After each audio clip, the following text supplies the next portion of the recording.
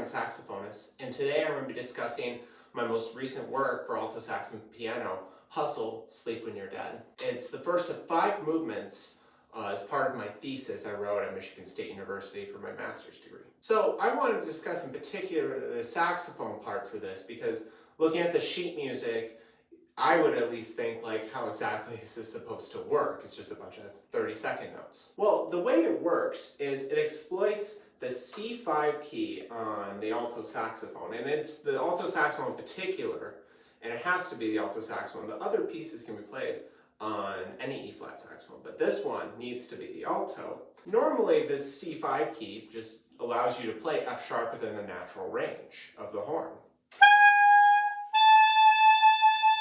Now, instead of just using it in the conventional way, I use it the same way Cannonball Adderley would use like the side keys here, and I use basically a shake on the saxophone. It's pretty much misusing the key. What happens when you do this is you get some really interesting resultant harmonics, and I have a chart of them I'll put up here that I use throughout the entire piece. The first one that I was really interested in is just on an open D flat or C sharp with the octave key down, and it produces a major third up.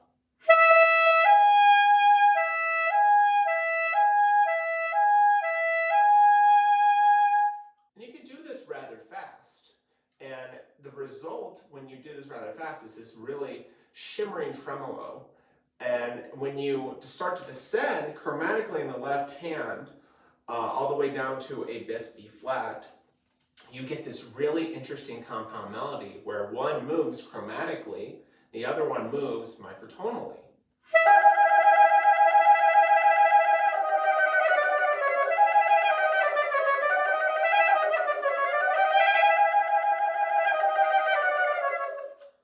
A lot of fun.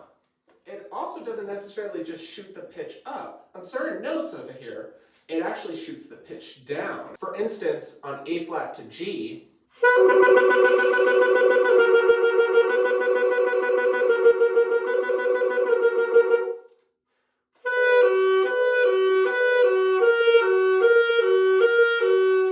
it shoots the pitch down to about an E quarter flat, give or take. Now, I use the C5 key throughout the entire 14-minute piece, and I use it in a variety of ways. Another way I like to use it is have a melody that can be played entirely with the left hand of the saxophone, but while trilling the C5 key. Take this melody I introduced in the B section.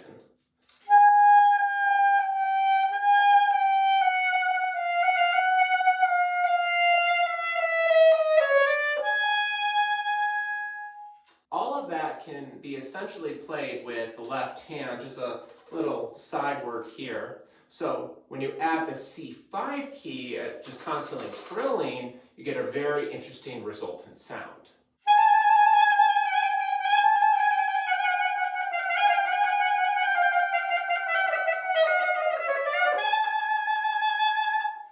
That's a basic idea of how the piece functions. For any inquiries, please reach out to me at haugenj2@msu.edu, and thank you for watching and enjoying.